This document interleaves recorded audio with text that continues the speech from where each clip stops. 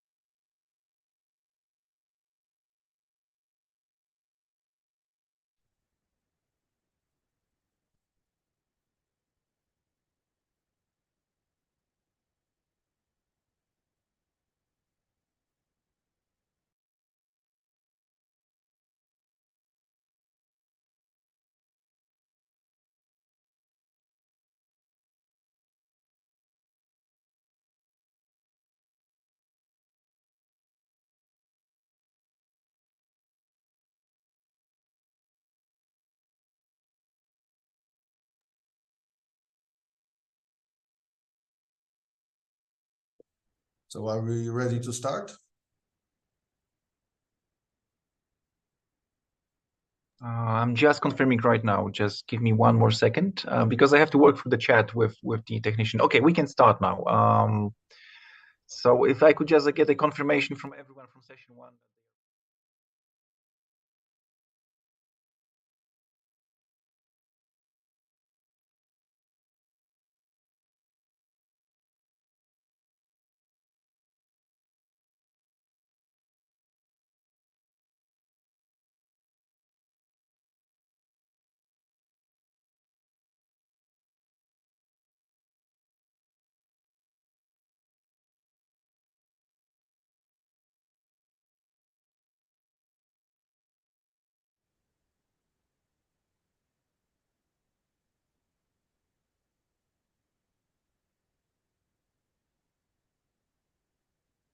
Good morning, ladies and gentlemen, dear viewers. On behalf of the organizer of this very event, which is the Motus Foundation, I would like to welcome you to this year's edition of InnoDays webinar series. And before we get to the points, I would like to thank the honorary partners which supported the event, and that is the Baltic Ports Organization and the MedPorts Association, as well as the media partners who did help us to promote the event. Namely, that is the Baltic Transport Journal and gospodarkamorska.pl, in the international circles known as marinepoland.com. And green ports and blue transport in the Baltic Sea region is our topic for today. And we all know that the path towards green and environmentally friendly maritime transportation will not be an easy one. And it is a goal that is set on the whole transport industry. And apart from other global processes like the digitalization process and the geopolitical shifts that we all see on the world, the approach to sustainability issues and the effort to go green or to go blue will definitely shape and define the future of the whole industry, of the whole shipping sector. So what we do and the actions taken now will have a great impact on the whole shape of the sectors. And there is a lot of expectations set forth by the policymakers, but also by all the other stakeholders, so that all the players of the maritime industry get together and work together towards this goal. So in today's event, it's a dedicated event to the topic of the development of green ports and blue transportation, especially in Baltic Sea region. And over the next 2 hours, we'll have the pleasure to hear experts from around the Baltic Sea region and beyond. And those experts will focus on the issue from different perspectives, from the policy perspective, the business viability perspective, and also we will look into the cooperation opportunities that are both necessary and required and possible to implement. So in this first session that will last for 1 hour and 15 minutes, I will have the pleasure to invite you to see 2 presentations. And then after these presentations, we will head on to the panel discussion. And before I invite the first speakers, let me introduce him. Let me also introduce myself. My name is Mikołaj Magiełka, and I work at Hutchison Ports Gdynia, which is a container terminal, and my role is a commercial manager. So the sustainability topic is popping up every time I do speak with our customers. And I'm also very eager to hear the voices of other speakers. So the first thing we'll hear will be the presentation of Mr.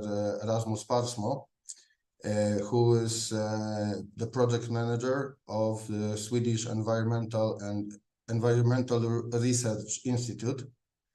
And he'll give us the glimpse into the assessment of environmental impact of shipping and ports in our region. So Mr. Parsmo, the floor is yours. Thank you, Mikołaj. Let's share here. No, sorry.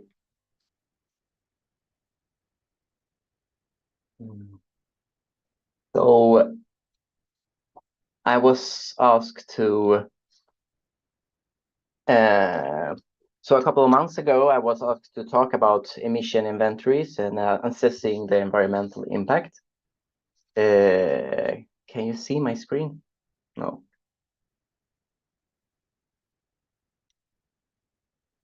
Can you see it? Perfect. So a couple of months ago, I was asked to talk about assessing the environmental impact of shipping and port operations, with a special focus on ports in the Baltic Sea. So therefore, I put up this presentation. My name is Rasmus, and I work at the IVL Swedish Environmental Institute, and I'm employed there. I'm currently also doing research at the Chalmers University of Technology, where my group works with maritime environmental science. So a little bit short about what we are doing. So our company IVL, we are doing both consultancy work and research work. And I mean, traditionally, consultancy work has for ports and emissions from ship has been very much focused on greenhouse gases, but also other types of air emission. This is very traditional for the shipping industry, like looking at NOx emissions, particles, and VOCs and sulfur oxide. We also look into action strategies and things like that, how we can abate emissions and such. But as I mentioned, we also do research both at the institute, but also at the group at Chalmers, where we look where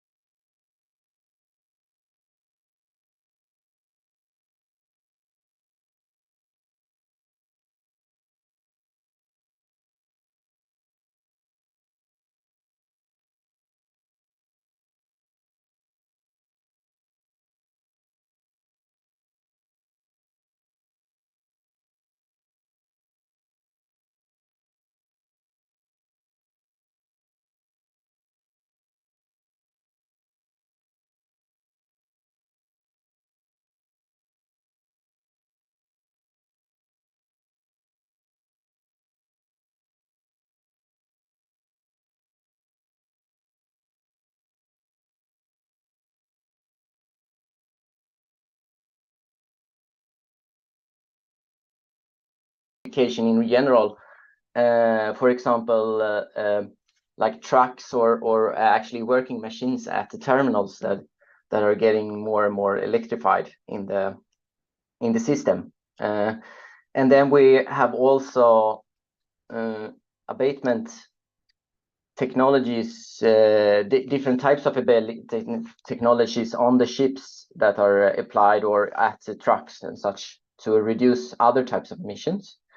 And also in some cases we have seen a little bit of alternative fuels, but this is usually outside the scope of the port. But for example, tugboats going on biofuels and such. Another type of measure that is typical is like the ports are typically using environmentally different port fees, so you can get like a discount if your ship is considered to be environmental friendly. And also some of the ports are looking at more like efficient flow, like looking how can we improve port operations so we can have a shorter time at berth and thereby reduce emissions. Also make it possible to slew steam, for example. So what we can see today is like there is a lot of challenges with the sustainability transition for ports and ship owners. And one very, very important thing which we see is kind of cost and interaction. And it's not only cost, it's kind of the profit, how to make a profit. So can you get a return on your investments? But it's also an interaction with other things like the fuel is, if you want an alternative fuel, that is very expensive, but you can, for example, slow steam, but then you come to other types of costs like, for example,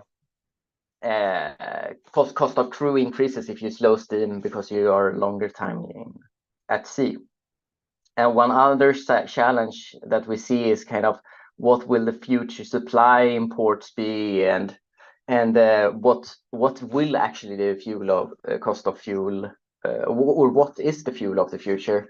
And I think Inga will talk a little bit more about that after this presentation, so I will not go into that. But one other thing is kind of identify critical environmental impact factors. So this not only CO2 emissions, but it could also be other emissions to see what is actually important to look at.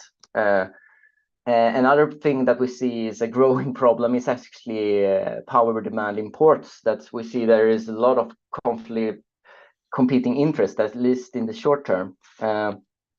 For example, in the port of Gothenburg, we see that they are building new industries, for example, battery factories, or there is a lot of like other electrification going on. So there are many important actors competing for this type of interest. But we also see that it's kind of sometimes a little bit hard for the ports and the ship owners to know kind of where is the scope of my action. Kind of should we think about only in our geographical boundaries, or should we also go without the scope of the port, or like from the ship perspective, should we also think outside the thick ship perspective?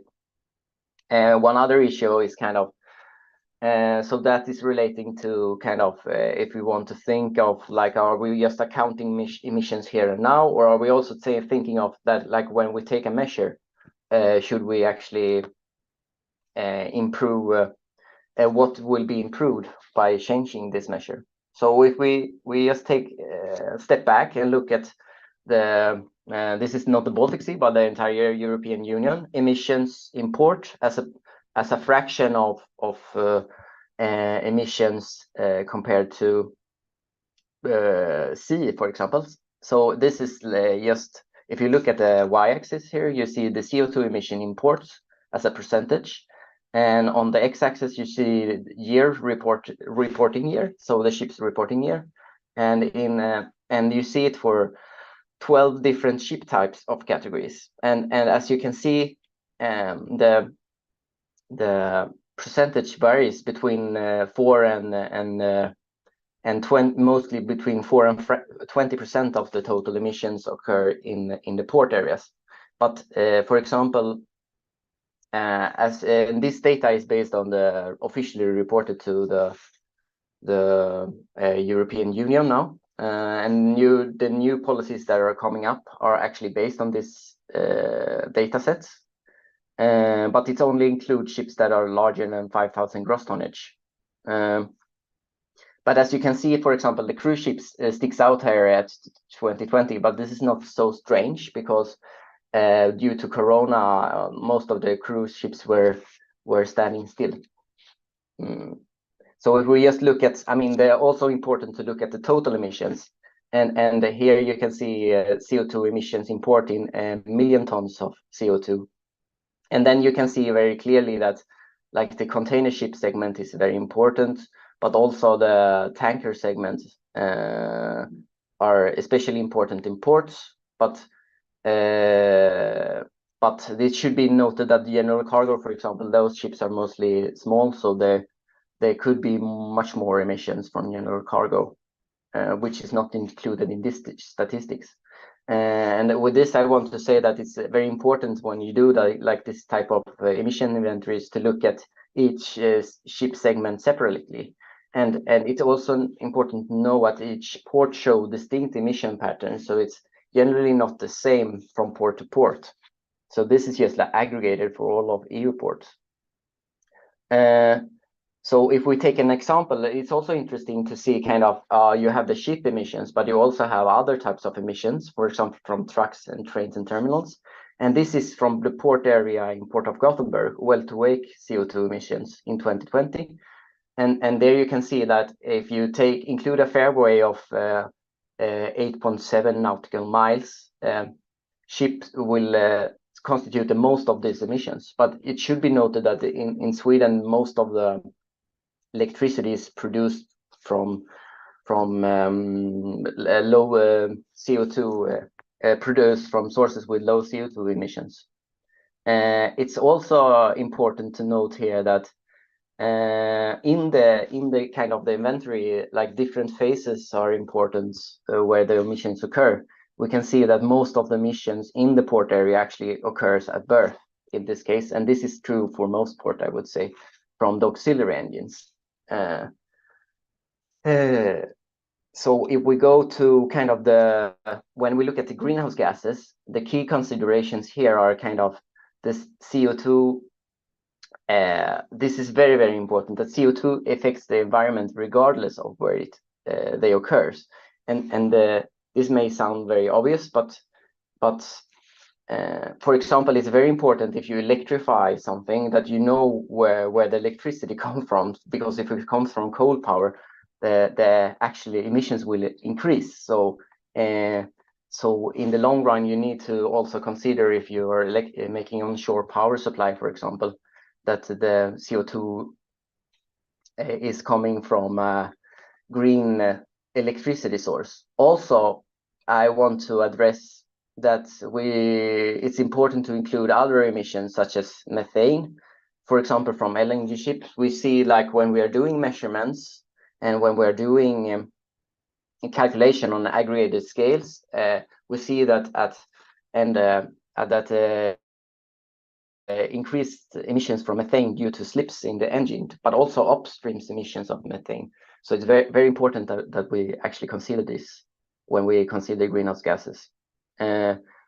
We also see the problems with EU ETS, which is the trading system that will be applied next year. That this is not a sufficient price for actually introduce alternative fuels in the shipping sector, because the cost here will be too high. So if ships are using or will adapt in some way, they will probably more apply slow steaming or other kind of efficiency measures to reduce emissions. And as for ports, onshore power supplies, it's important to know, as we show, that most of the emission occurs actually between ports, but it's easier to, I mean, the ports have jurisdiction on this matter, so it's still very important. And it's also sometimes kind of easier to achieve compared to fuel change. I just want to make a short notice here as well about that there is also other environmental impact of shipping that is more than just emission of greenhouse gases. So we have, for example, each port, and this is like kind of different from the CO2 emissions. So because could actually depend on where the emissions occur. So because the Baltic Sea is very sensitive, so if you emit to the water emissions, it will be much more. It could be much more dangerous due to the bad recirculations in the low water flow during the sea between the sea basins. And we have a lot of research on this, which I will not go into more in detail. But as you can see, the damage cost. Was someone saying something? Yeah. The damage cost in the Baltic Sea, I mean, the CO2 emissions, when we did the calculations of this, the CO2 emissions accounted for about 25% of the damage cost in the Baltic Sea, while actually the cost on marine environment is in the same range as if you combine air quality and climate change. And this was before the large increase of scrubber, because this is based on 2018 data. And also my fellow colleagues at Chalmers, they did some research about looking into different impacts. So they did the risk assessments, but I don't have so much time to go into this. But what one can say is that it's very important that to look at each port when doing kind of this type of assessment, and that the impact can vary a lot depending on where the emissions occur, and that anti-fouling paint, for example, from copper, is very important to abate in some way. So I just want to have some short key takeaways from this. Each port is unique and requires individual consideration. But all ports can reduce their emissions in some way. And for greenhouse gas emission, the most emissions occur between ports, but within port areas, key emissions are often the largest. And also I want to stress that we also need to address other environmental impacts, and that this can be sometimes complex, but we have established methods available to also assess this. And I also want to say that the increase of scrubber water we've seen in research now is a major concern right now. With that, I want to thank you for listening, and if you have any questions, you can contact me, and this is my contact details. Thank you very much.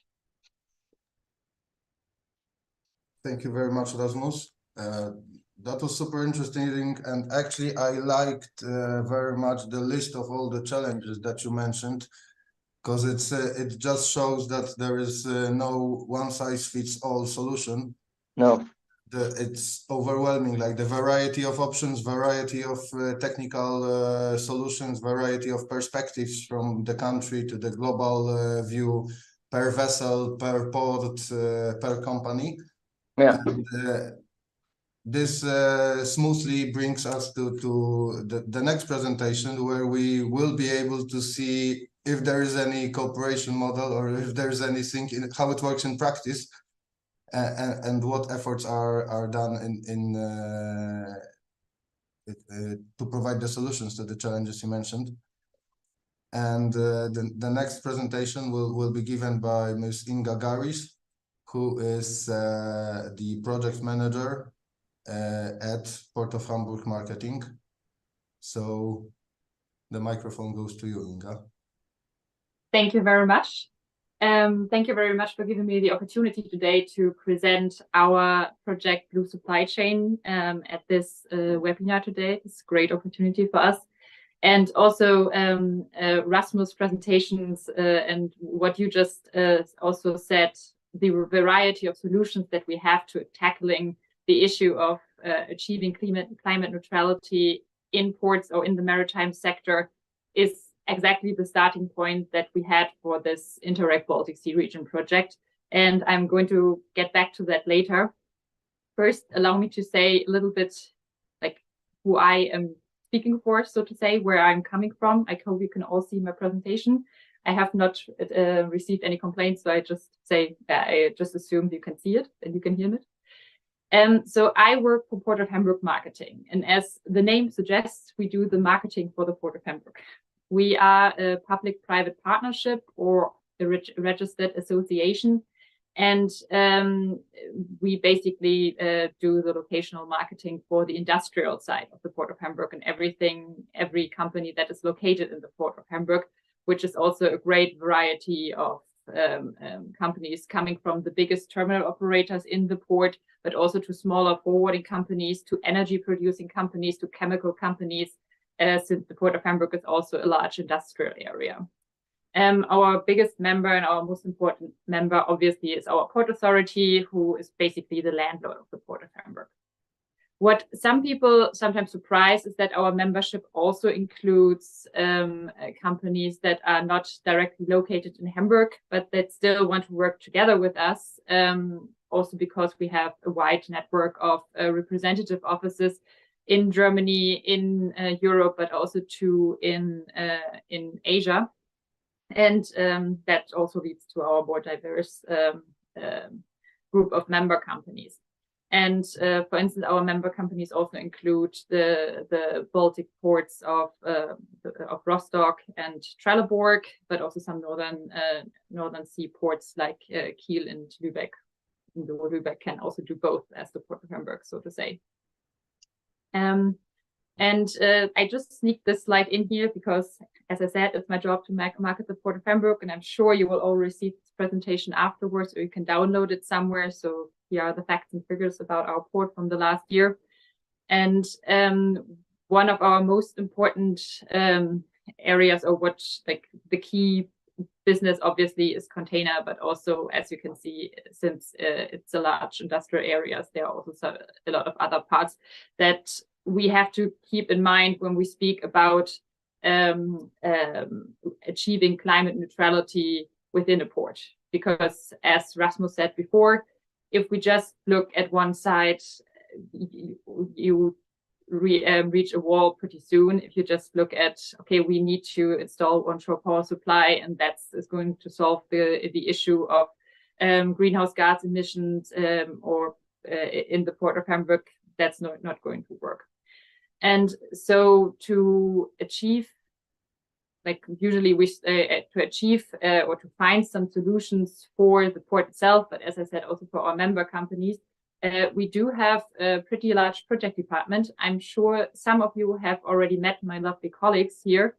And we work together for our member companies to answer or to find solutions and funding and networks, so to say, that extend their scope in just their local scope or just their scope in Hamburg to tackle certain solutions. Usually they come with us with a problem and they say, okay, we really have this area where we can't find a solution by ourselves. We also need some additional funding. That is especially the case if you're maybe not a private company or you're a very small company. And then we try to tap into our own network and to our own knowledge of and to find a solution and a funding program for our member companies. So this is basically what started also the project I want to talk to about blue supply chains. So we had a couple of member companies coming to us and saying, okay, we need to achieve better, like we want to be better in certain ways. We want to keep certain businesses afloat, or we want to achieve a better carbon footprint in certain areas, but we can't do it alone. And we want to have a focus. Our key markets is the Baltic Sea region. Please let's set up a partnership for us. And this is basically what we do, what we did. You don't have to remember anything from this slide except the name of the project maybe, and that it's funded by Interact Baltic Sea Region. But what I want to talk more about is what we actually do in the project. and who our amazing partners are. A couple of our partners you might have spotted in the agenda today. Our partners are also obviously Hutchison Port Gdynia, Motus Foundation, Baltic Ports Organization, but also the Swedish Environmental Institute. So thank you for that shout out as well, Rasmus, that we did before. And we also have a wide variety of associated organizations, not only from the Baltic Sea region, but also at the European Union level. We are also very kindly supported by policy area transport and policy area ship of the EU strategy for the Baltic Sea region. So what are we actually doing in blue supply chain, or what do we want to do? We are now basically at the end of our first of the first year of the project. And so as I mentioned before, the issue was, okay, some of our port partners said we want to become greener and we want to find joint solutions. But also, as Rasmus already mentioned, it doesn't stop at one thing. Like we can't just have push for greening in one area in our port. And then when you look at that, especially the port authorities, or the port operation companies in some areas, they are basically both, like for instance in Rostock, they also have only a limited amount of power. So like obviously not all port operation companies have power over the energy supply in their port. They can buy it from the local companies and they can request to have it obviously green. But if there are no pre-existing cooperation models, this might be a completely new conversation that you have to open up. And so in order to support a more holistic approach in helping ports like take charge of their role in achieving a little more holistic greening approach, we set up this project with basically 3 pillars. We have one pillar that is solely looking at port operation. We have 2 cases here, one in Denmark and one actually in Gdynia at Gdynia Container Terminal. Then we have 2 that look in green energy supply for the transport chains, because as we heard also before, thank you, Rasmus, a lot of the emissions happen actually between the ports. And if you just stop at basically your own border in greening, it won't solve the overall solution. So we also have 2 cases there, one in Sweden, one in Lithuania. And that also looks at how to set up like green energy models between different partners. And then the last one is also looking between transport chain and looking at trying to achieve or keep existing solutions between ports. As in this case, it is the railway ferry between the ports of Rostock and Trelleborg. And I'm going to go a little bit deeper into our pilot cases, so you have an idea what the different partners are then doing. And I will start with, as I mentioned, the green port operation pillar. As I said, we have one partner in Denmark, which is the port of Skagen. And the port of Skagen is, I hope our partners there wouldn't be angry if I say it, compared to Hamburg, a little bit smaller. And so they are they also want to invest in onshore power supply. But for them, it doesn't make any sense just from the outline of their port and their customer base of the ships that are actually calling the port in investing in a fixed, expensive onshore power supply solution, because it would just be overkill and way too expensive in the long run. And they also need a solution that they can quickly move from one key site to the other key site. So what they're now looking at is into setting up an actual, together with the customers in the port, which are mostly fishing vessels or also service vessels, into setting up a mobile solution that they can move from one side to another, but that fits the requirements of the customers, but also offers the port a long-term solution in reducing their overall emissions if they also buy into green electricity. And if they can do it, maybe that might be also the case in other ports, that they would like to have a solution that is maybe not static, that is not just fixed to one quay wall and only if that amount of ships can plug into it, because that is also like a huge issue, that the onshore power supply is either just for one ferry type or for one container ship type in the larger and bigger ports. But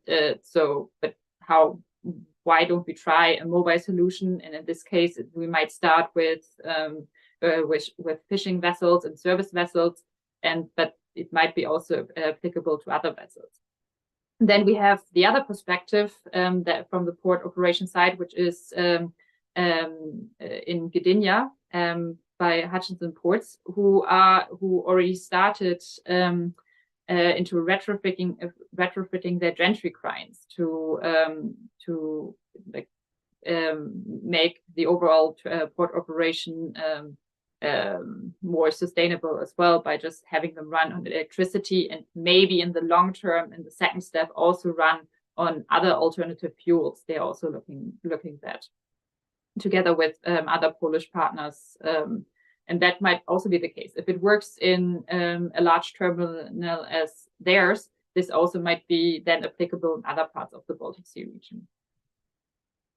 Then we have, as I mentioned before, the green energy supply roadmaps, where we try to look into setting up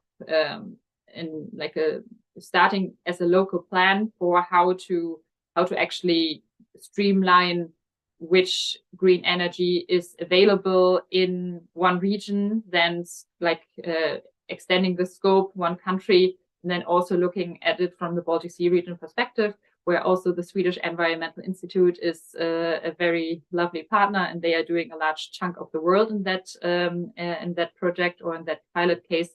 To be specific, we have a very interesting partner set up here in the port of Umeå, and there we have actually the city itself, the port, and then the local energy supplier as a partner.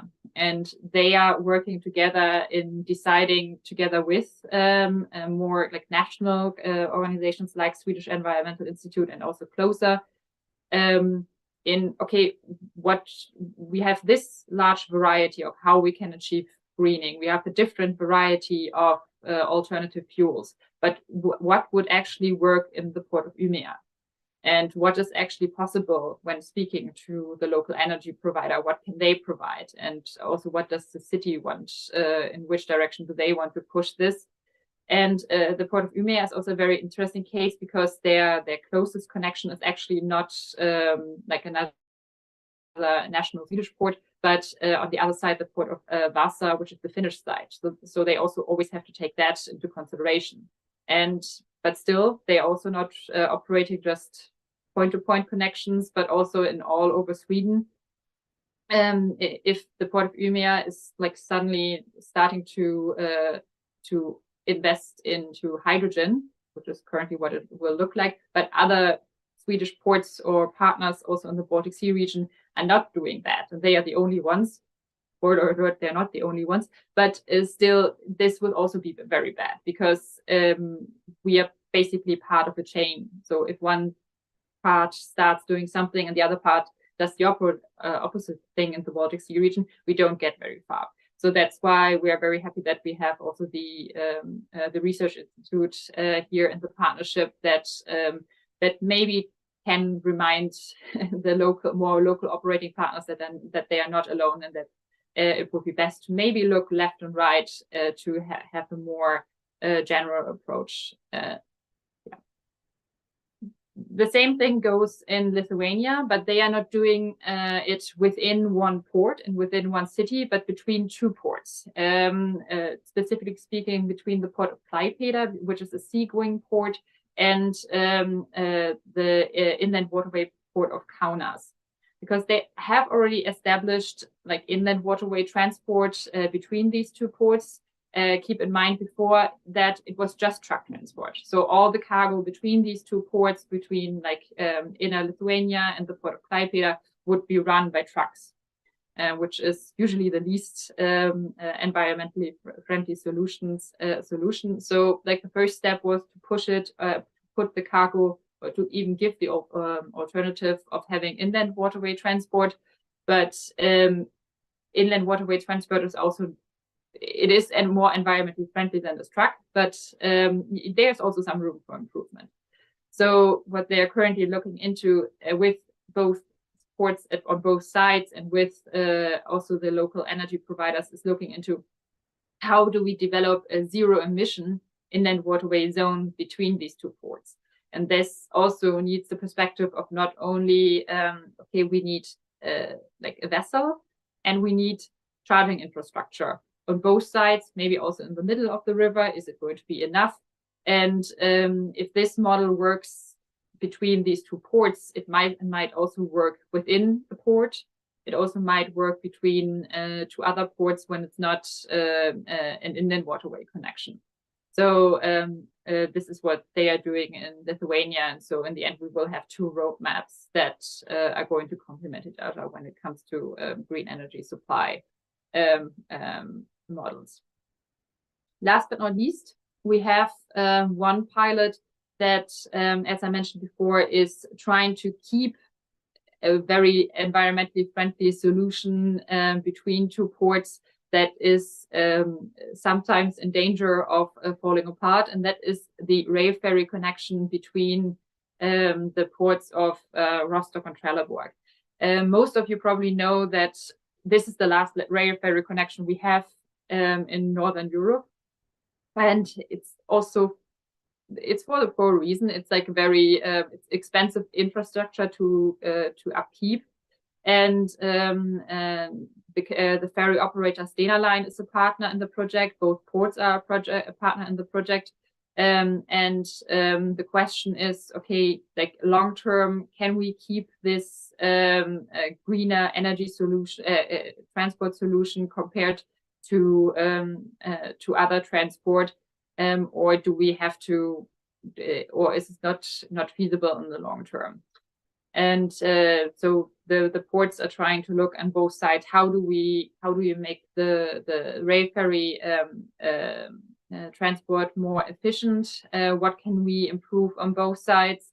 How can we make it also more green on the port side, so to say, that we reduce emissions then, that it goes quicker, and so on. And then on the other side, how do we market this better to our customers? And this is where like a Hamburg startup called Mobility comes in. It's basically like booking.com, but for rail or combined transport. So they want to include the rail ferry service into their booking tool so that it also becomes more attractive for customers, and then they can market their transport as much more green if then compared to other solutions. One other practical reason why this connection is so important has, unfortunately, in these times, nothing to do with how green it is or how it is more sustainable than other solutions, but it also has strategic reasons. Because if that rail ferry connection would be demolished, then the only last remaining solution, transport solution between, besides the short sea shipping connections between the European mainland and Sweden, would be the Danish bridges.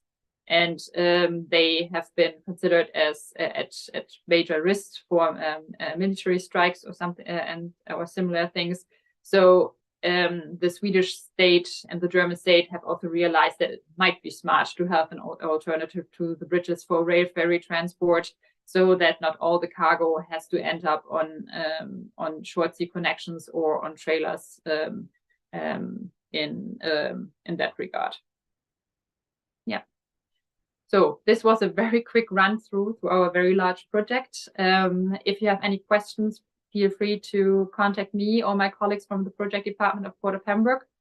Good thing is that right in the next session after the break, our very lovely project manager Gunnar Platz is also going to give a presentation. And if I have forgotten to mention anything he thinks important, he can correct me then. So then, thank you for your attention.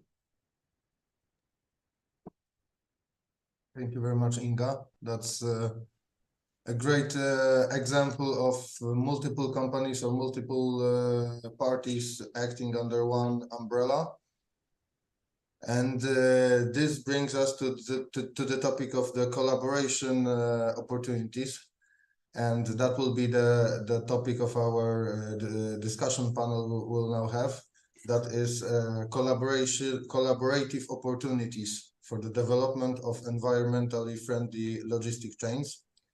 And we will have the chance to hear the views on it from three different perspectives, from the pan-European perspective, Baltic perspective, and Med perspective. And let me welcome our panelists, who are Professor Kurt Bodewig, a European coordinator of Motorways of the Sea, Bogdan Ołdakowski, General Secretary of Baltic Ports Organization, and Mr. Pino Mussolino, the President of Medports Association. So welcome, gentlemen, and good to have you here. And let me just start exactly and directly with the first questions, if that's fine for you. So we're all very interested. We've seen Inga's presentation on the collaboration, and I would like to ask you, where do you see the biggest possibilities, the biggest potential for the collaborative work? In which segment would that be? Would that be digitalization, legal issues, automation, finance, or any other that is the easiest to boost the change to eco-friendly supply chains? And the same question from a negative side: where do each of you sees the challenges or the threats for these developments? So first, I would ask and give the microphone to Mr. Bodewig to see the pan-European perspective. Yes, thank you very much. At first, thank you very much for your invitation. For me, it's a great pleasure to be here, and I'm very happy that I will meet my old friends, Bogdan from the BPO, from different conferences as well, Pino from the Medports, and Pino, nice to see you again, Bogdan. It's a pleasure. So what I want to say, I will not single out one element. I will use the opportunity to highlight the importance of the digitalization to the Baltic and European transport sector. I think that is the main point. Through digitalization, data exchange between and within ports areas can be enhanced. And let me say, this comes to several advantages. Not only does digitalization allow a smarter maritime traffic management, but it will also optimizing docking, accelerate cargo management, and optimizing shipping routes, which results in reduced fuel consumption of vessels. As you see, ship tracking could be also the chance to see where are congestions on sea and how can I reduce the speed, and therefore I can get a void of new emissions. The next one is digitalization also facilitate interoperability and multimodality with other transport modes, allowing freight to be transported overland. So we can just work in time. We can just reduce not necessary transport activities. And I also will remember on the COVID pandemic that showed us the benefits of meeting urgent needs while minimizing the human interaction. Here we see the digitalization as a very pertinent measure which we can use. And such digitalization can bring several benefits to the maritime industry. And in this field, I see so many crucial elements for working for good projects and for cooperating, that I see there is a huge chance, and we have a lot of capacity there which we can bring now to work.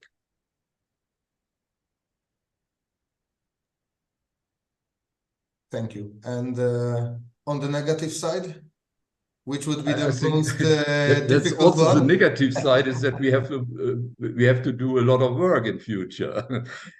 We had not used these capacities in the past. That is also what I want to say with my last sentence.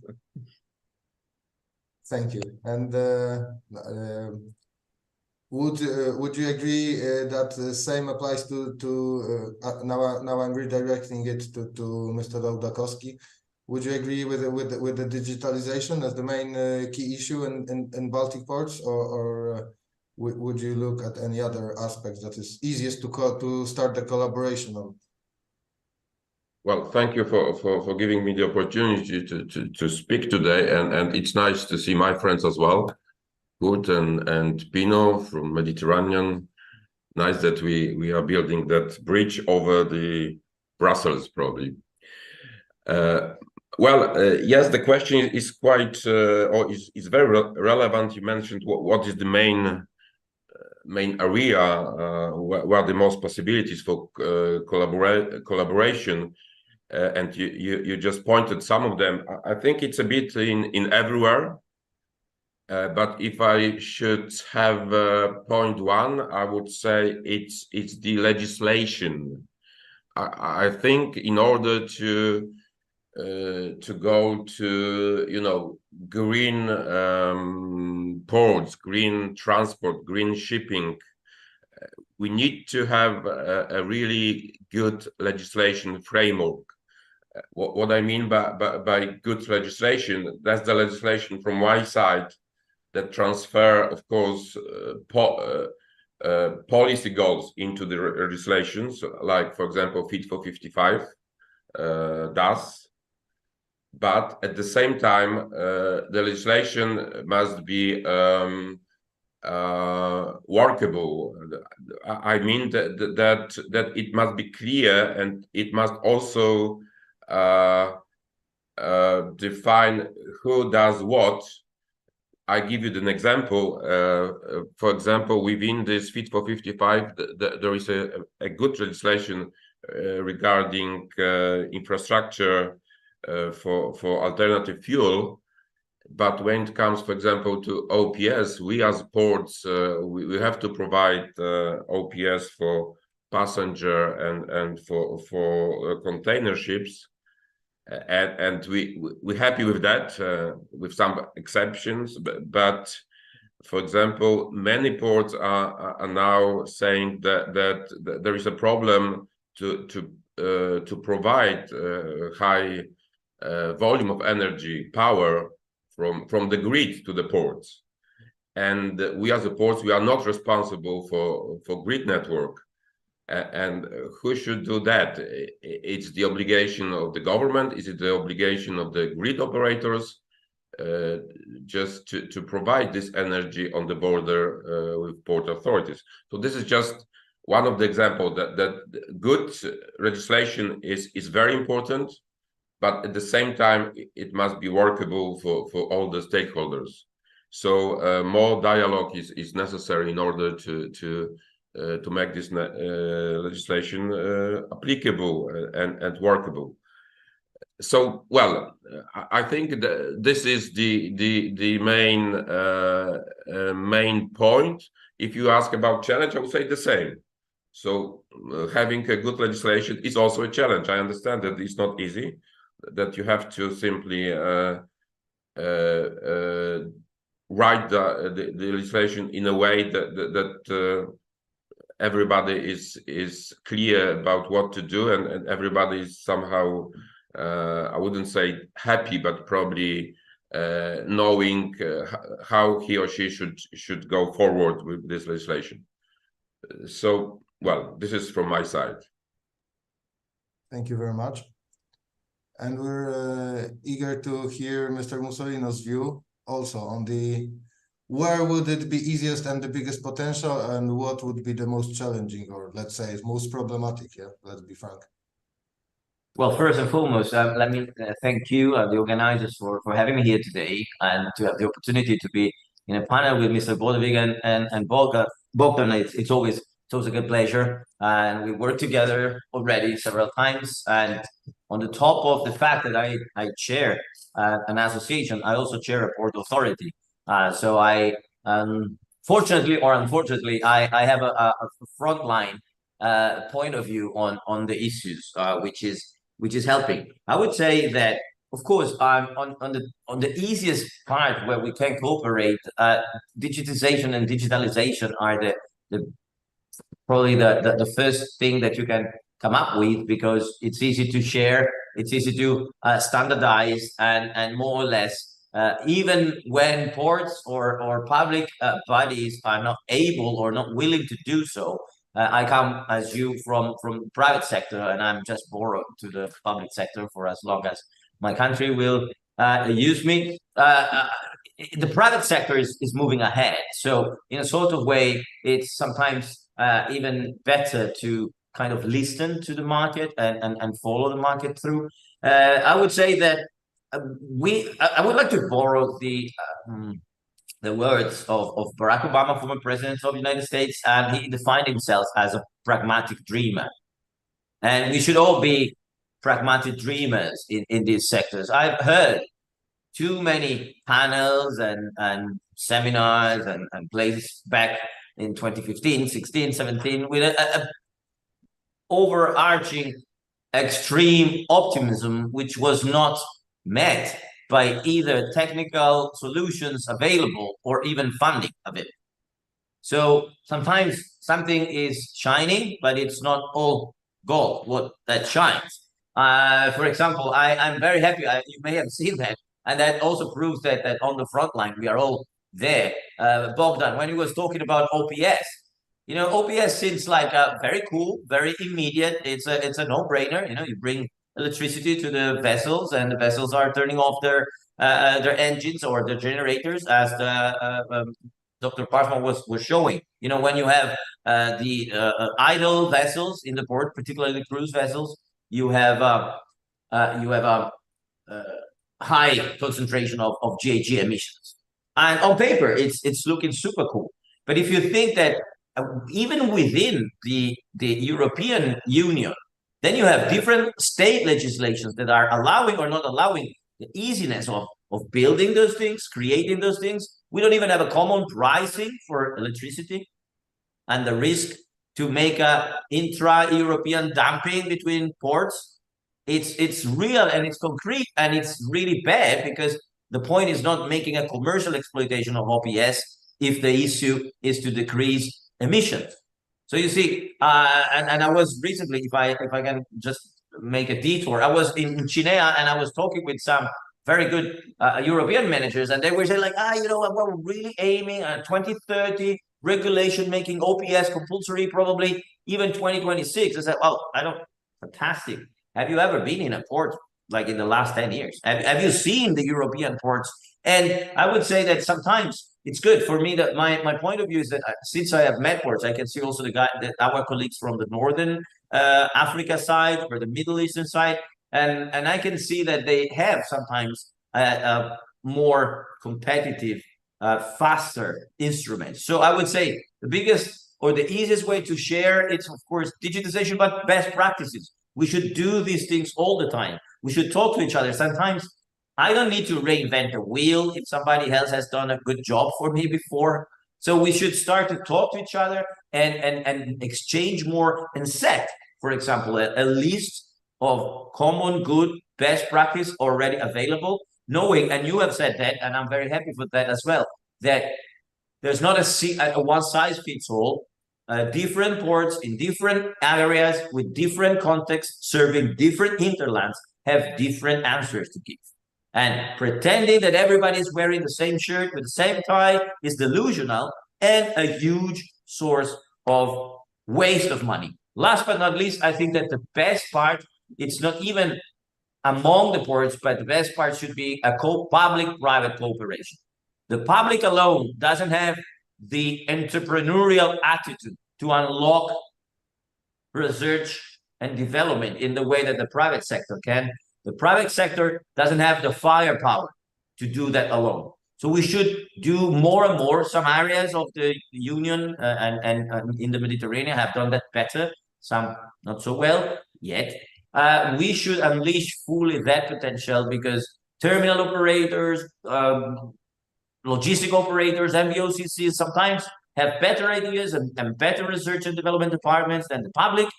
They don't have the funding, particularly in this moment, in the kickoff of this new transition. We should aim at doing that more and more, knowing that part of these funds may go to waste in a sort of way that we will not, all the technologies where we are investing will not be breakthrough technologies. But no one at this moment has the capacity to foresee what will be the real transitional or the real end fuel or solution of the future. So we need to experiment. And public-private cooperation, I think, is the key. Thank you. That's particularly interesting what you mentioned about OPS, because indeed we do face it that the question is who invests the money, and then the question is if he ever gets the chance to recoup it, and if the customers of a particular port are eager to use it and are eager to pay for the electricity, and how it fits into their own calculation of emissions. So thank you very much for this voice. What we hear is both from the Med perspective and the Baltic perspective. We heard that well, the legislation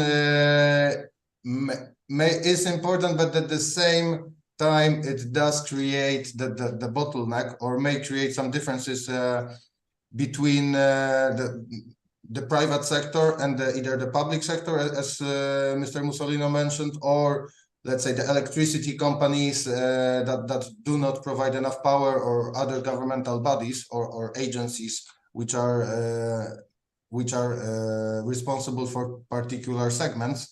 And that brings us to the conclusion that, well, there is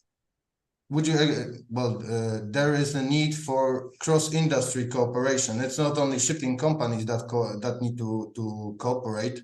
So the question is how to get involved and get more access and get more stakeholders on board on this journey, which are not in fact directly linked to the transportation chain, like the electricity companies or the official bodies. So would you have any would you agree that we need to streamline more of the out of the industry companies or parties, and that's also and in what way should that be done, this cooperation? So maybe we start from Mr. Ołdakowski, because actually Mr. Mussolino already mentioned the private public partnership, which kind of already answered the question. Yeah, well, that's probably one of the way go forward to find the way how the private and public sector should cooperate. But in fact, I see a problem here. I mean, of course, we are using very often the word cooperation. That cooperation is the way we should go forward, and it should solve all the problems. But in fact, you know, in order to cooperate, you also have to see the benefits for that. When I say you, I mean the industries, the stakeholders. So I'm not sure if there is a general will among different sectors, different stakeholders to cooperate towards green future. You know, I can see that there is a lot of discussions about greening the transport, new services, less emissions in some products, services. For example, you can see also some couriers with bikes, etc. But some of these green products costs more, and if you ask customers to pay for that, it's not that easy. Usually the customers, the retail companies, for example, they would be happy to use greener solutions, but not necessarily paying for more for this green solution. So well, in a way, we of course have to find the way that we go forward, but it's not that easy. And again, I think the good legislation framework is something that would lead to greener transport future. So that's my point here. And Mr. Bodovik, would you agree that the sufficient legislation would lead, let's somehow force the all the parties out of the industry in order to cooperate? Yes, we have both. We have on the one hand the regulation, because we all the societies, every port, every city is just a threat by the climate change, and therefore we have now more regulations which are working. And in my view, it's necessary that we have on the one hand clear regulations with limits, and on the other hand we have just a support. You know, we have this program Fit for 55 with strong goals. We have the smart and the sustainable and smart mobility strategy. In case of short-sea shipping, we will increase until 2030 by 25% plus, which is a shift from road to sea, and therefore we have to work on it.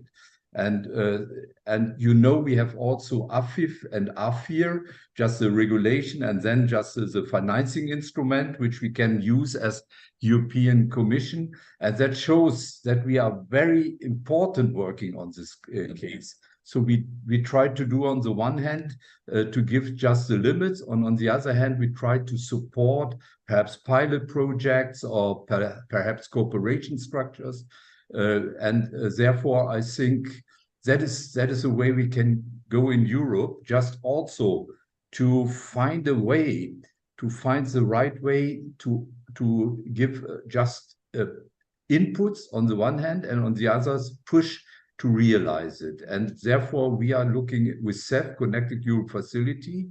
There is a lot of money which we give in courts for concrete projects, and I can also see that can just stimulate another policy. And on the other hand, ports are not just outside the cities. They are a part of the regional community, and the people perhaps say, yes, if ships stops in ports, then we need onshore power supply. That is also what the people of the city say, and therefore we can find it. I have just in mind perhaps a project from Aarhus, from Copenhagen, from Stockholm and Helsinki working in such a project, and that is just also strategic. And we are partially financing this with the CEF budget, and that is just the way we try to give a good, clear rules, but also to give a support. Thank you for that voice, because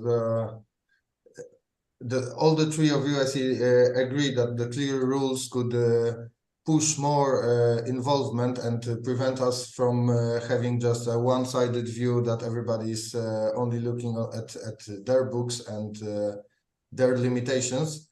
And then to go from limitations, since we are a bit limited on time on this event, I would just ask you to finish the panel with some more optimistic voice. So what would be the success story that you could share, or the best practice that you've seen in your previous endeavors that could be shared, or that you would gladly see implemented in the Baltic Sea region, that it did boost the cooperation and could be said as I mentioned, as a success story. So since I have you here, Mr. Bodovik, I will start with you. Yes, so we have a lot of projects which could be a very clear pilot project around the Baltic Sea, and there's a good cooperation. Also, what I try to do is to prepare a work which has the main issue is to bring perhaps containers back from the road to sea. And I see something in other sea basins in Europe where they can reduce. I see Pino Mussolini. He is also in a cooperation between Barcelona and Civitavecchia, which shows that there are more than 1,400 kilometers will be avoided on road.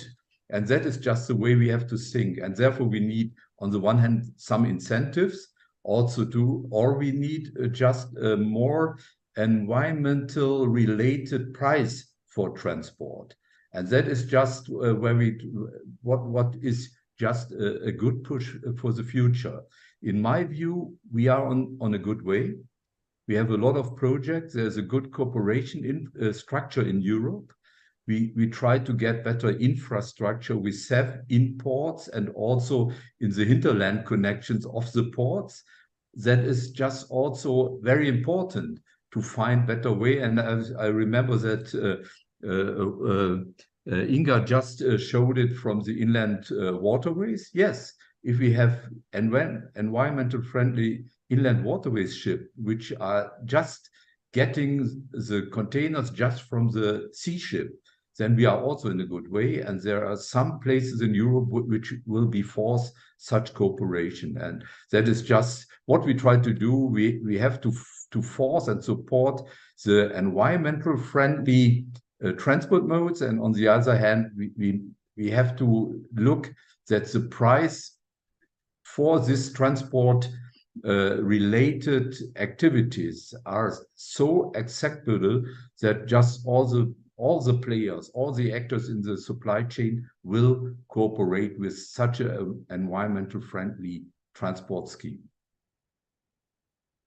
Thank you for that.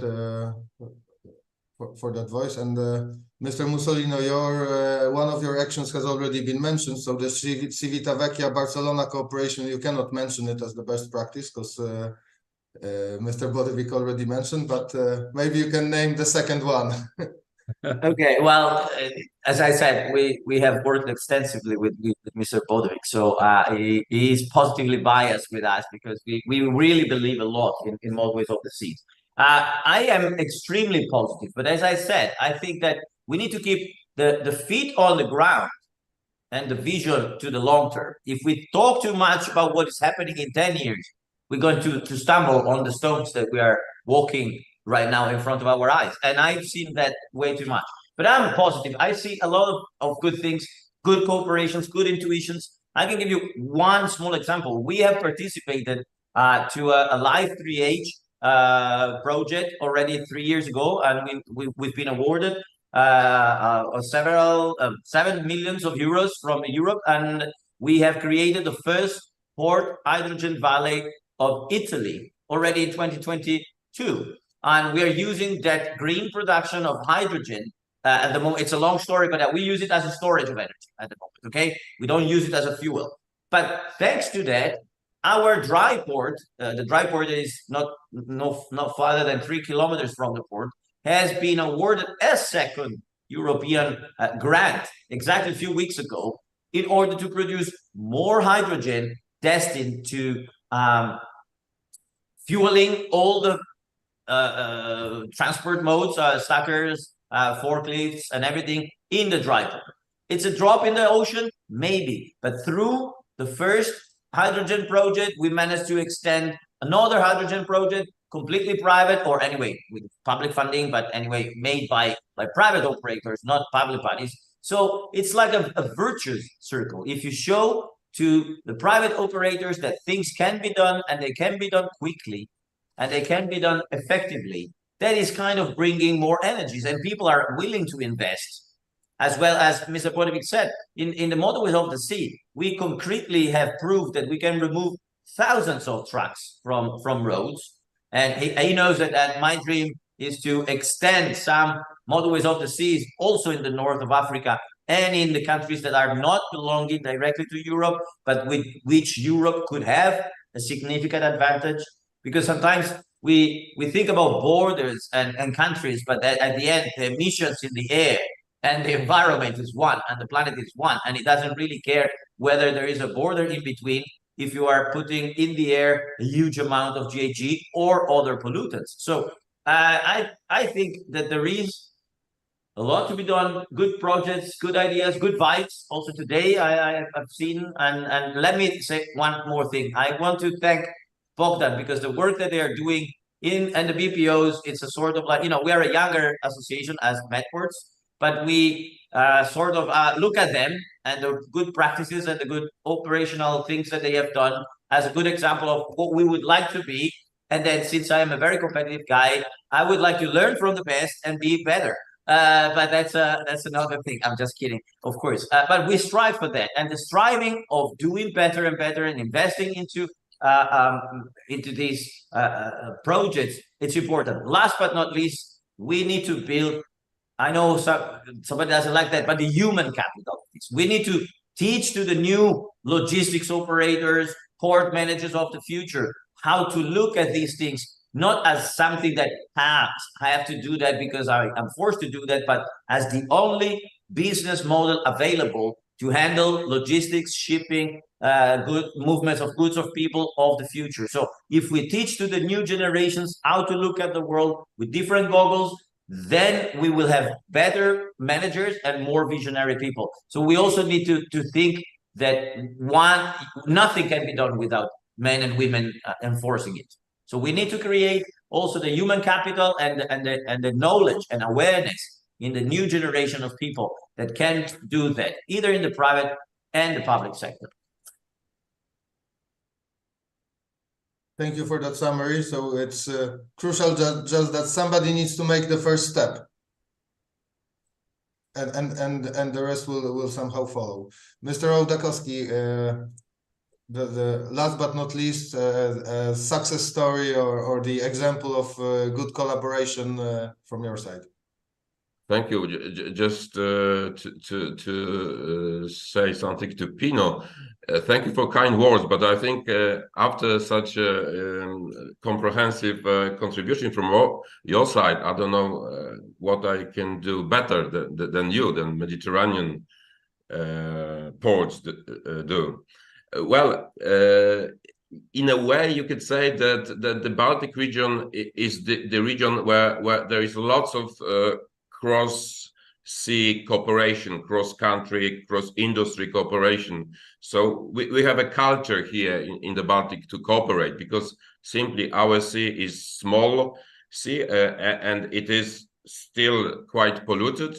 So in order to have a better future, a better clean sea, also for our ships, for our kids, we need to cooperate. There are a number of such projects, in the Baltic.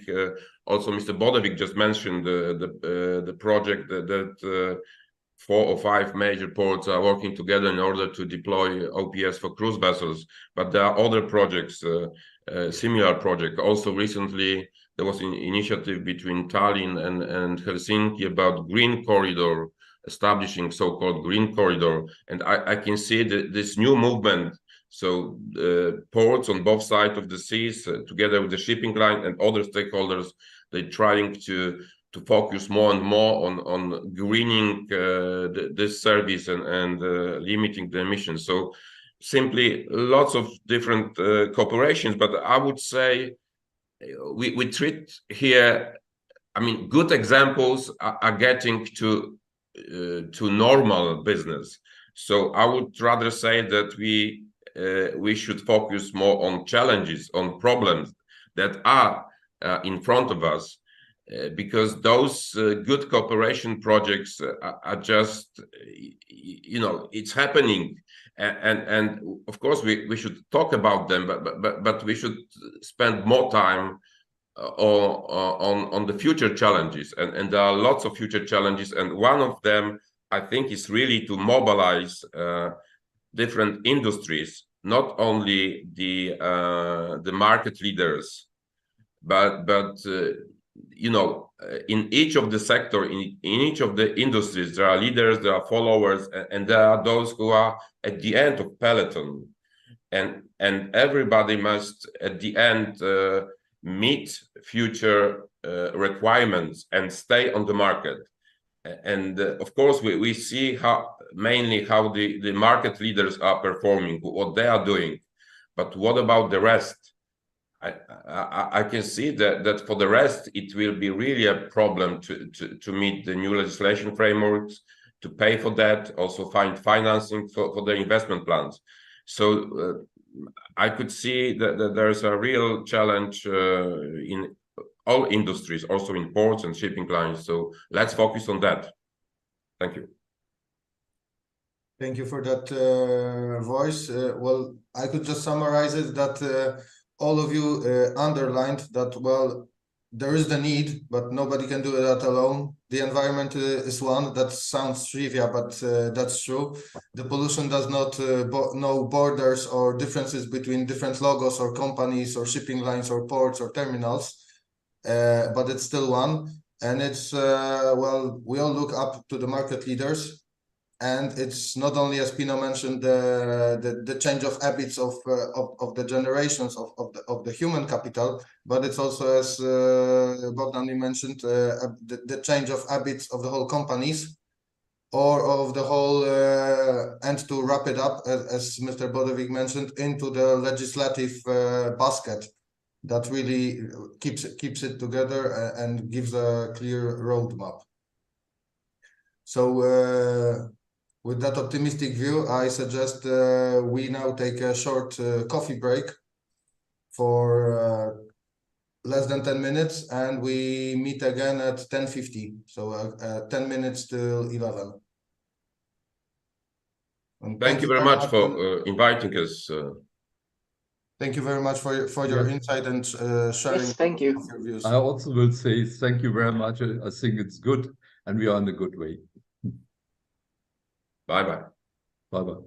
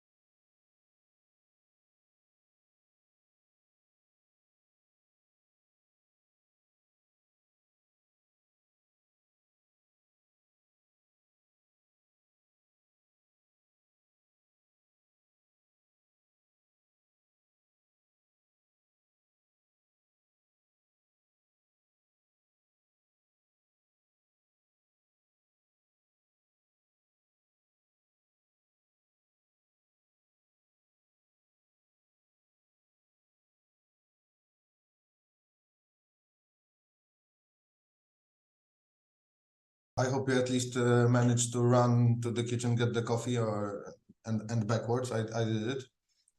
And in this second session, we will have one presentation first.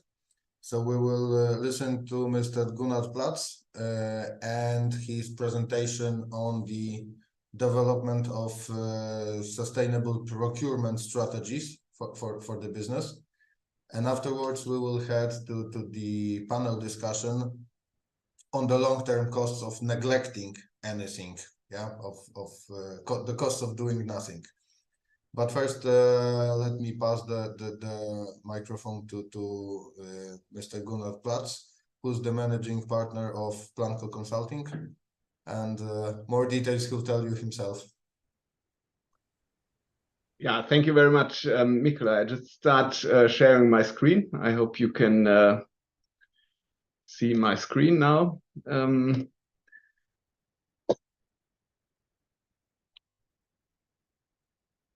Yeah, my name is Gunnar. As you already said, I'm managing partner of Planko. Planko is a Germany-based consulting company. We are working in the field of transport and logistics and ports in Germany and Europe.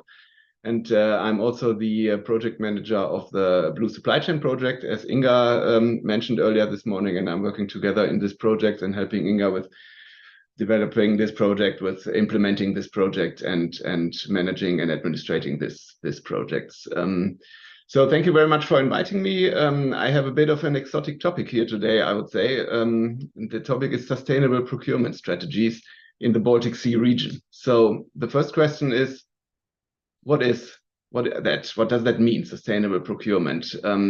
Well, first of all, it means that you integrate corporate social responsibility principles into your procurement process. So in other words, you're not only looking at the cost, so you're not choosing the cheapest option, you're not looking at a certain quality of the product or of the transport chain you are buying, but you have other criteria that you look at when you decide on which companies you want to cooperate with. This requires that you have some requirements and some criteria that are compatible with protecting the environment on the one hand, but not only. I think when we talk about sustainability, we very often have the environmental issues in mind, but it is much more. It is also about social aspects. It is also about economic aspects. And if I would say 10 years ago or so, this was not at all on the agenda. I mean, it was a bit of a marketing thing for some organizations, what we then today would maybe call a bit of greenwashing.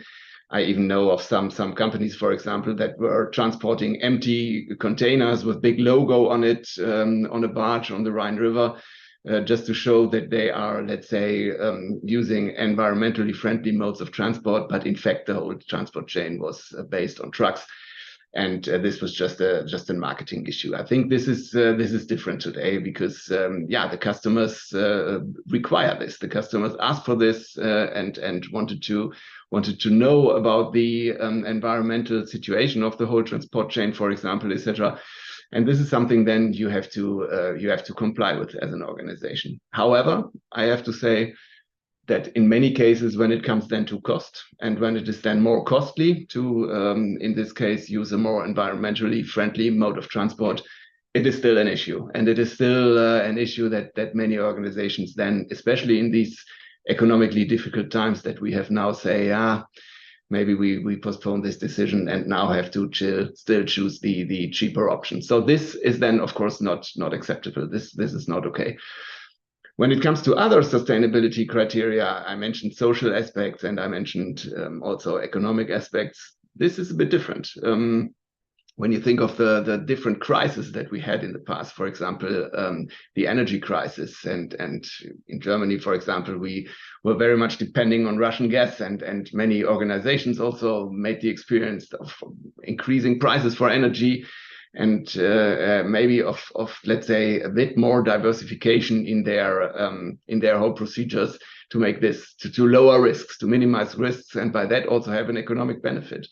Or when it comes to the crisis with China, COVID, and now even the disruption of supply chains, we had the situation in Germany, for example, with the automotive industry. If you look at the example of Audi, for example, that they that you have not been ordered to able a certain Audi cars for more than a year because the disrupted supply chains and some missing parts from China or from other countries. And that is then, of course, an issue where they also rethink, let's say, the whole organization and the whole structure of the supply chain in order to make this, more sustainable, and by that also minimize risk. So it is very important, of course, that this sustainable procurement issues are implemented from the very beginning of identifying a purchase need. So it must be really in your mind, and really from the very beginning must be part of everything, and involves the whole supply chain. So when it comes then to these pillars, different pillars of sustainability, what is part of it? I have mentioned that it's an economic criteria. So that means, of course, the price is an award criteria, but not the only one. We have ecological criteria, emission levels, and that has then to do, for example, with, of course, the choose of the mode of transport. And in general, of course, barge or rail is more environmentally friendly than the truck. But it has to do, let's say, at the end with the emissions, with the whole emissions along the transport chain, along the supply chain, that you have to calculate and that you have to compare, and that customers also ask for, then that you have to provide information about that and make sure that this is on an acceptable level. And at the end, also social aspects that can be that you comply with certain labor standards, that you avoid products that have been produced with child labor, etc., etc. So all these aspects together form then, let's say, the sustainability issue, and all these aspects must be considered in the procurement procedure to make sure that it is really a sustainable product. So why should you do that? Why should the company do that? I said at the beginning, when it comes to environmental aspects, that still it is an issue that if costs are higher, people are a bit hesitating to choose this option. But in many cases, it really also minimizes risks. The example of Audi I mentioned is, I think, a good example. Also, it is better to comply with environmental and social legislations. I mean, and not only the social and environmental legislation that we have today, also that can be expected. So these organizations who implement these sustainable procurement strategies are better prepared, let's say, what is coming in the future, and have then also a competitive advantage compared to organizations that are not. Of course, customer perception of the organization and of the brand is a very important topic. It is today important that you can mention that your product is produced in a sustainable way, is transported in a sustainable way, and for many people today, this plays a role when the decision to buy something or to support something is taken, and this is very, very important. It gives you also the chance to create new markets, of course, and new products and services. I mean, you think a bit out of the box, you think differently, you identify new partners, you identify new products that you can use for the production of your end product. And I will come back later to that and show you also an example of two large companies that have calculated the savings this meant for their production process. It helps to reduce waste and improve resource efficiency, of course. And it creates a competitive advantage in world markets, because this has to do with rules and regulations that are coming. But this has also to do with customer perception, what I said. So it brings you in a better position, and it brings you in a better position today, although maybe some of these stricter rules and regulations will only apply in the near future.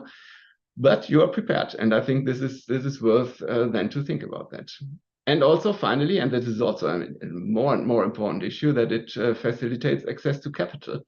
More and more, these capital funds, these organizations have as an important criteria not only, let's say, the performance of the organization, the performance of the product, but also the environmental, the sustainability.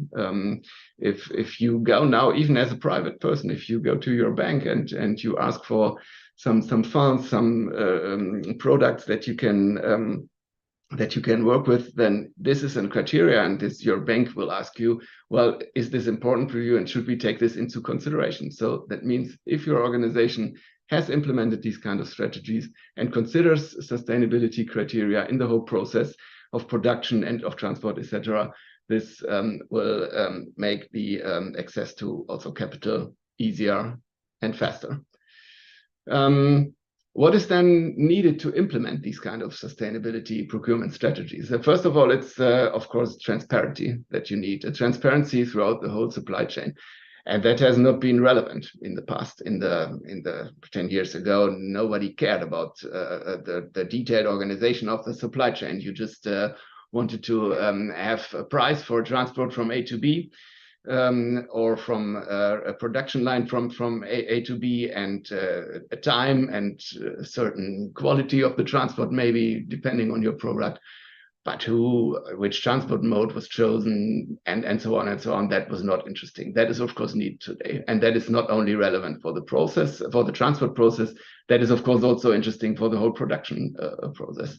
So that also requires that in each organization you define these sustainability purpose for your organization. So what do you really expect? What do you really want to achieve? And how can you implement this together with your partners? So you have to set then the respective criteria. Cost on the one hand, quality of course, but then also what kind of environmental impacts do you expect? What human rights you want to look at when you look at diversification, what is important for you, that you have to define for your organization, of course, and then set procurement criteria that then will apply for your purchase processes. It is important to cooperate with your partners along the transport chain. So also these partners have to make their process transparent to you.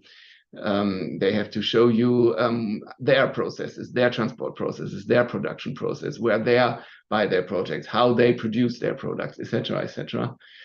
And you can also think about involving external organizations if needed. There are a few organizations, of course, in the market that help you to setting up these criteria. And at the end, of course, you have to measure them. You have to measure the success. You have to look at standards that you want to use for this, and have to then publish this also in your internal reporting, but also in external reportings. And without this measuring, of course, this is not really working. So this is a very important topic.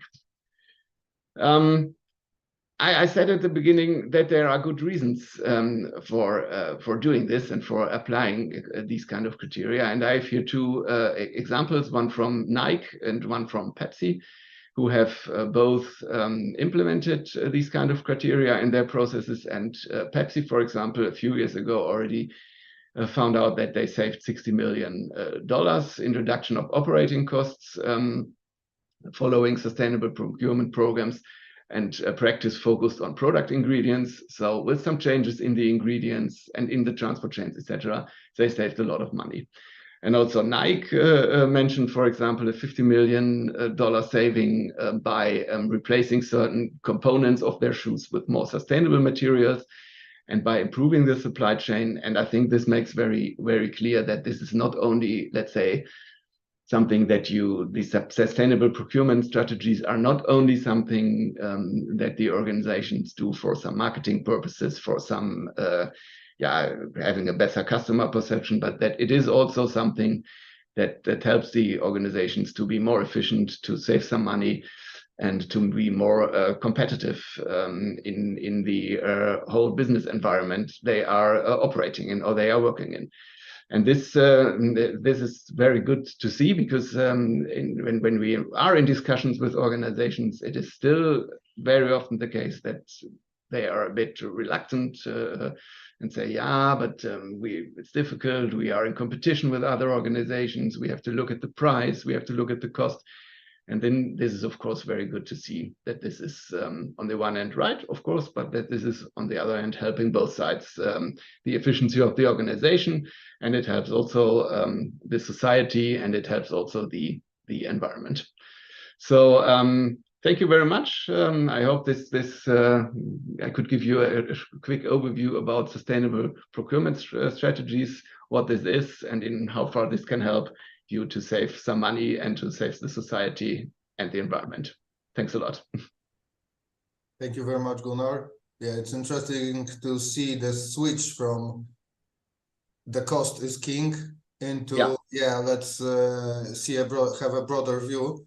Definitely. And that's or otherwise, well, you're not perceived very well more and more as the awareness of the society and as the legislation process is approving. And it is advancing. And that's actually the topic that we will touch in the panel discussion, for which I would invite Ms. Alexandra Vos, who's the senior electrical engineer at DNV, and Mr. Andreas Slotte, head of sustainable development at Port of Helsinki. And what we would like, what we would wish to hear being discussed here would be the long-term costs of neglecting the whole movement towards the greening of the sustainable transport. So the long-term costs of being the guys that are not in line with Gunnar's presentation and who just focus on the numbers. Welcome, Andreas, and welcome, Alexandra. Yeah, thank you. Good morning, everyone. And do we have good morning, everyone.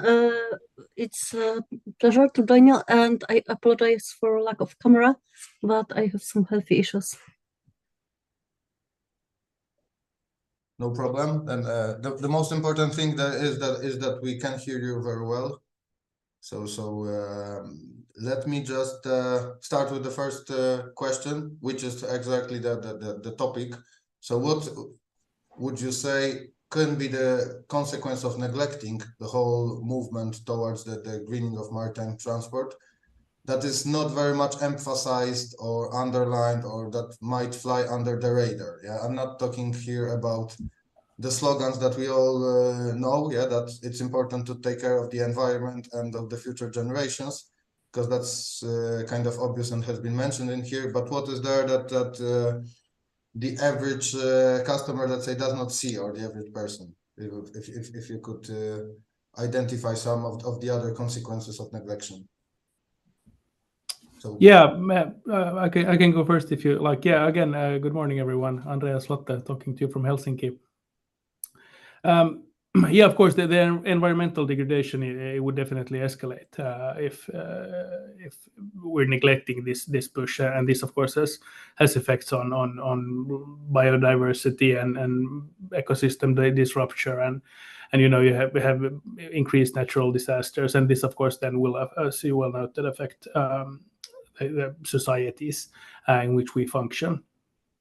But then, if we look at other factors that could be affected economically, for example, I think we need to realize that if we, as an industry, if we fail to sort of embrace these sustainable practices, definitely we will face increased regulatory, both scrutiny and oversight, and then of course increased costs in the long run.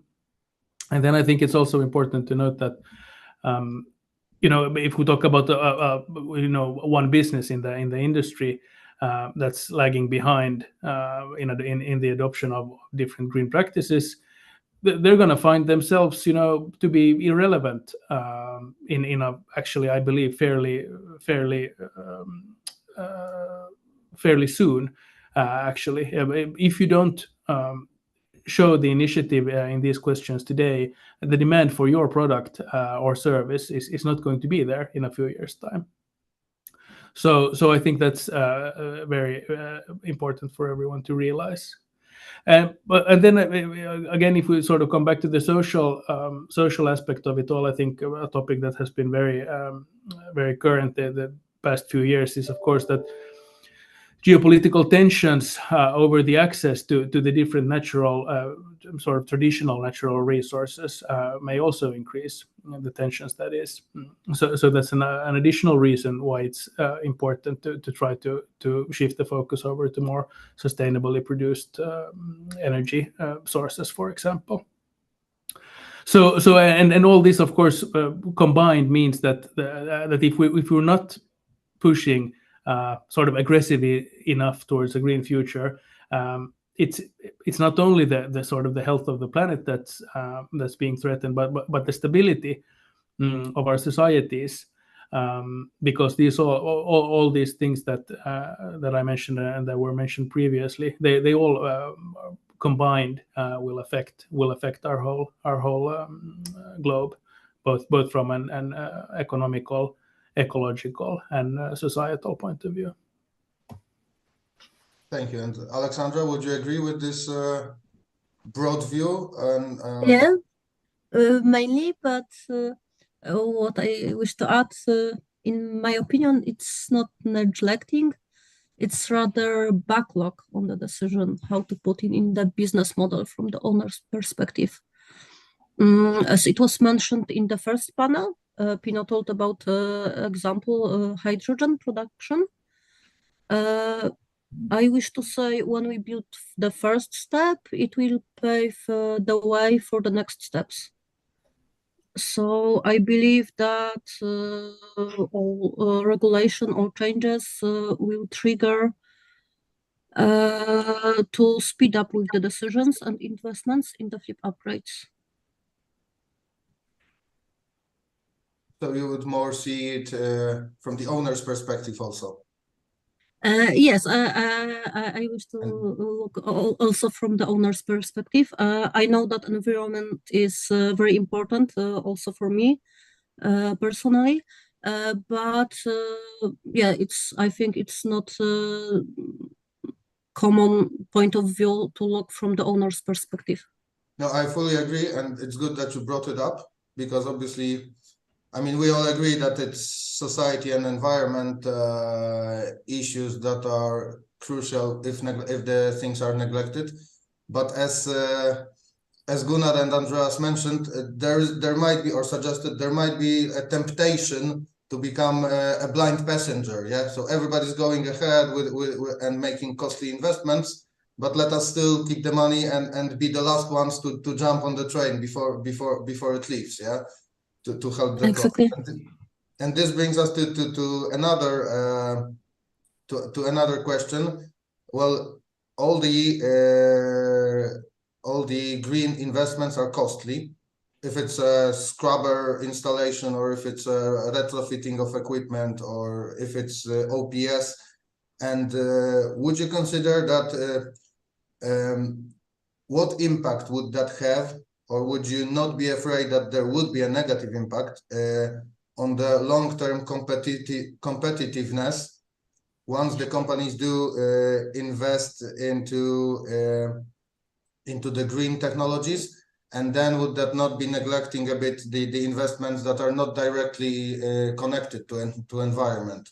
Would you share the threat or the so-called the fear of companies that then if we invest too much into the environment, then we lose the competitive edge and against the competition?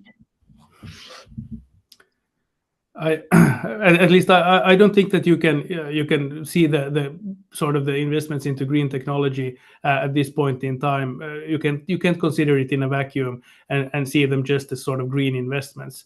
They are the cornerstone of many strategies, and they are definitely going to be that in the future. I think we as a port, we see it very clearly that our direct customers, i.e., for example, shipping companies, they are very heavily focused on this. And of course, we're not going to be an interesting partner for them if we do nothing.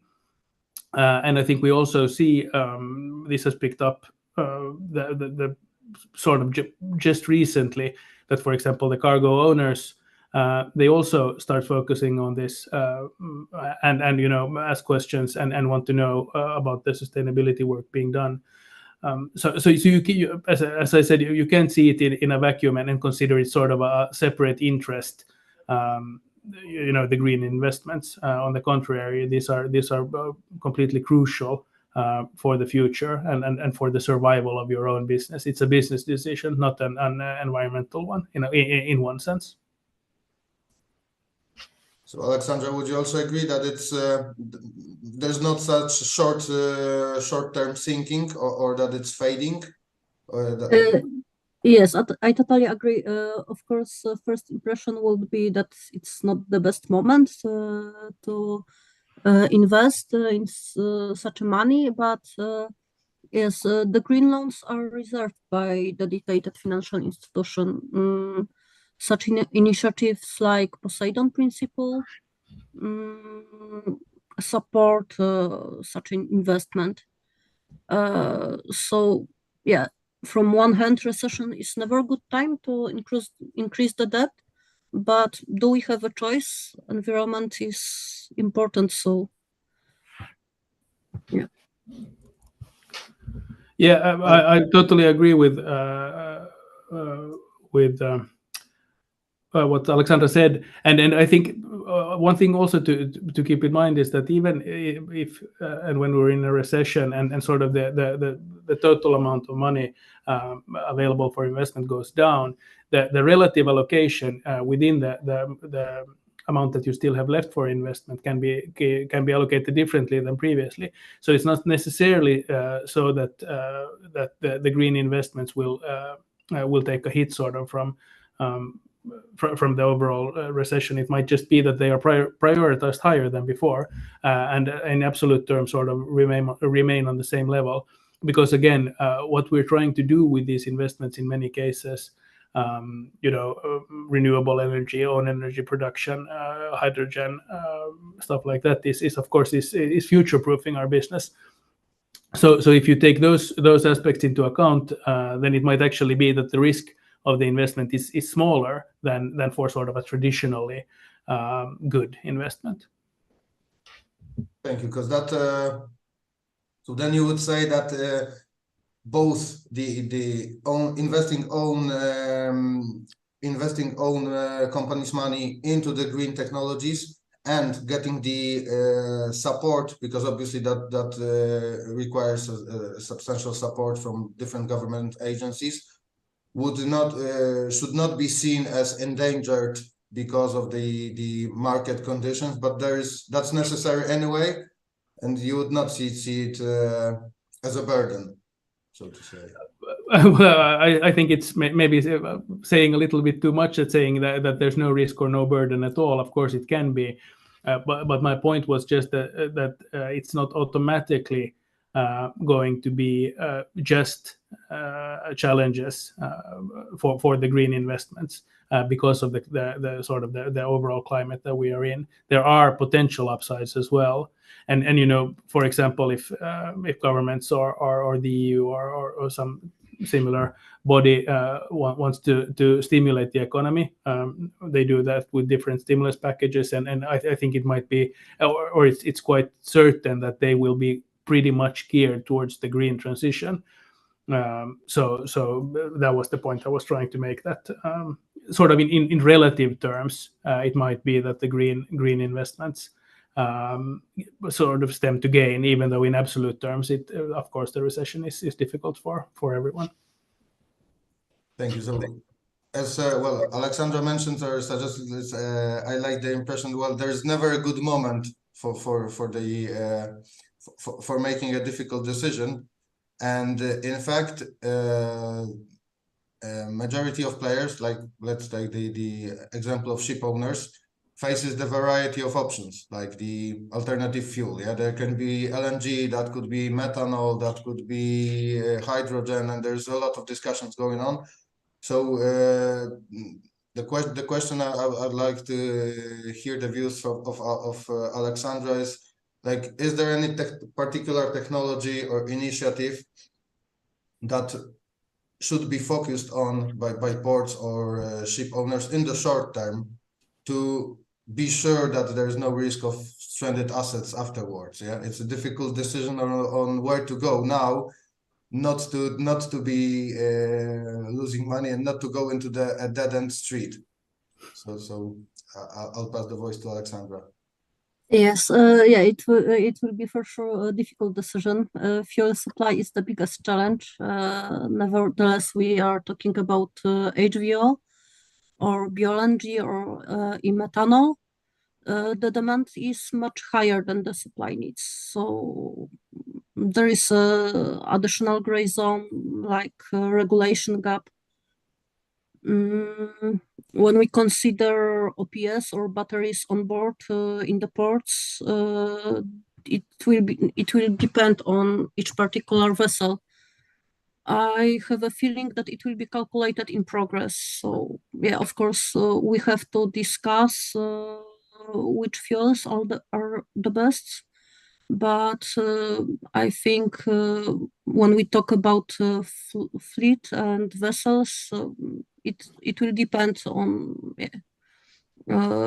one by one vessel. What I like that there is a plan to develop life cycle GHG intensity of marine fuel. For me, it's a promising solution in the area to verify if we have, let's say, green electricity from the wind turbines or from coal. So I believe that we should look wider to ensure that the fuels will be really green, and for whole path from the production to supply to the vessel, it will be really green and reduce the GHG. Thank you. So indeed, that's crucial in here that the supply of those green fuels is also limited, and that's it's easy to say, yeah, we're going to switch for it, but then there's the whole industry to be built behind it to supply it.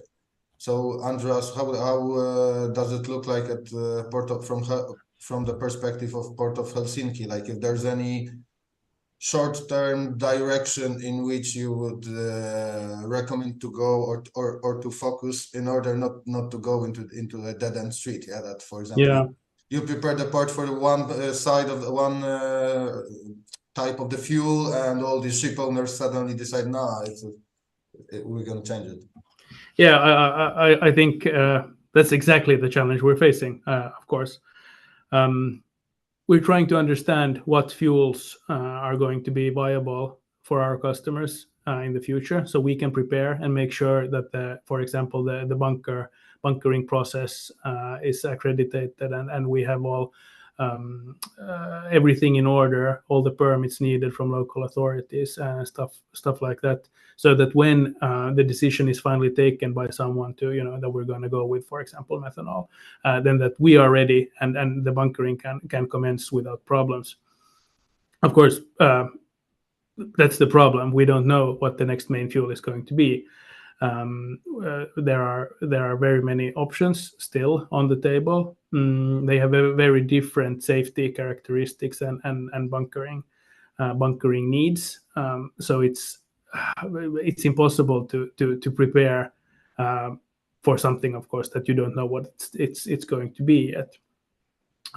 And it doesn't even help that if one fuel sort of makes an international breakthrough and looks as though it's going to be the sort of the next big thing, because if our customers don't choose it, it's still if methanol is big worldwide, but our customers chooses something else, then we don't really know and do anything with that with the knowledge that methanol is big. So what we're trying to do is just stay on top of the discussion, listening to experts like Alexandra, what are their views, of course talking to our customers, how do they see the development, and also of course at the investment cycles, because investment cycles, as we all know in the shipping industry, are very long, so you have to take that into account as well. But I would like to add that in Helsinki we have quite a lot of experience of LNG bunkering, going back about 10 years. A lot of our customers chose LNG as sort of as a transitional fuel, and LNG doesn't have a lot in common with methanol or ammonia or something like that. But what the LNG taught us was sort of the process of implementing a new bunkering fuel in the port. You need to go through certain steps to make sure that the bunkering is safe. Have the HAZOPs and you have the HACIDs and you have it's a long and lengthy process, and the same process can be applied regardless of what the next fuel is going to be, even though, of course, the specific accreditation is going to be different. So I think that's maybe a message that I'd like to share, is that if you don't know what's coming next, then focus on the process and make sure you understand that what the steps are that you need to take once the fuel choice has been made by one of your customers. So that's all that comes down again back to the cooperative model and the cooperation. Nobody knows what fuel is going to be the best, but it's all a matter of discussions that we all are on the same page. And it is a team effort. So now the question is, what would happen if, well, we just agreed that the whole supply chain should go on the same route in order to meet the regulations. But what if some of the companies in the line fails to meet all the regulations? Would you see that they would be the only ones to suffer the consequences, or would all the others be also affected, having in mind both the regulations and the different scopes that are being extended for the reporting? So, Alexandra, from your shipowner connection perspective. Yeah, it's difficult to advise such a things. We are, of course, we prefer energy mix and different type of fuels to not perform monopoly for single fuel. Of course, also due to the fuel supply and demand, but yeah.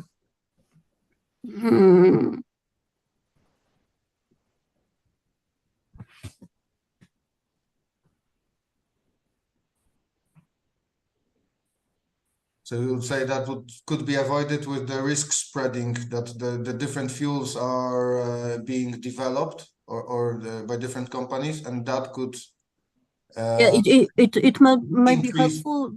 It might be helpful to risk spreading, but we also understand that it will create more costs. So I think it will be difficult to find a balance between cost of a lot of fuels and different type of fuels in the ports, and from the other hand, to find the best technology.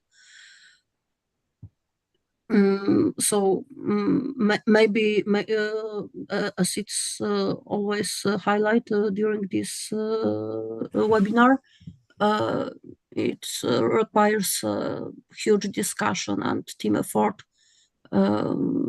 between ports and fleet managements. So from the port perspective, Andreas, would you agree that you're betting a couple of solutions and then seeing what happens, keeping it flexible approach, or? Yeah, definitely. We need to be flexible, and even though Port of Helsinki is a very large port by Finnish standards, still sort of compared to the really big international ports, we're still quite small. We can't make a bet on one fuel as a port. As I said previously, we have to have the very open and direct and frequent discussions with the customers on what they are looking at the moment. But definitely the cooperation is it's hugely important. It's the only thing that can sort of help us out of the situation. And that's I have to say that it's something that I really enjoyed working for a port, is that 99.99 something% of the world's ports are not our competitors. They are partners in a sense in a web of traffic lines. So the cooperation and the knowledge sharing and best practice sharing between ports is quite easy. And it's at a very good level, around the Baltic and in Europe and even worldwide. But of course, it can always be improved. Someone has tried something somewhere and have information to share about that, and you can learn from that, going back and forth. So yeah, cooperation in this is everything. Thank you. So that's the most, I guess that's during this webinar, the most popular word, the cooperation, that we used in a couple of times. We're actually running out of time. So if you would have anything to add, you're Alexandra, or I could just make the summary, because what I see in here, Alexandra, are you fine? Yes, it's fine for me. Because what you just mentioned is like there's a wide variety of options and solutions how to handle. Yeah, under the word green, you can have multiple solutions, and they have to fit each other between in different links of the supply chain. Otherwise, we face blind passengers. Yeah, if we create the infrastructure that nobody uses, or the owners invest into the fuel that is hard to be provided, and so on and so on. So that brings us down and to the collaboration model, and also, well, the collaboration model. It's a perfect example in here that I always hear about highways. Everybody, each of us prefers to drive a highway when we drive a car to get quicker from one side to another. But if you're asked, nobody wants the highway to be built through your garden or through the middle of your garden. So it's a mental perception that is there, that needs to be checked, that needs to be changed. And as it was mentioned in the previous panel discussion, it's about the awareness and about the making the effort, making both people and the companies understand the importance of it. So that's what I would take away from these discussions, definitely. Yeah, I think that's a very good point. And of course, all of us joining a discussion like this, we are all aware of the importance of shipping for global economies. But that's not necessarily the case for everyone. So I think that's also an important factor for us all to try to stress and sort of share that knowledge with our communities, the importance of shipping and why it's so important to keep shipping going, and why it's important to do it greener. Exactly. So thank you very much for your time and for your valuable insights. And I would like to thank to all the presenters and panelists of our discussions at today's event. And thank you for the viewers who did stay with us the whole time during the event. And well, I hope we did manage to bring share some light on the sustainability issues and on where we are and where we head to. And see you next times on the next events then. Thank you. Thank you. Bye. Thank you.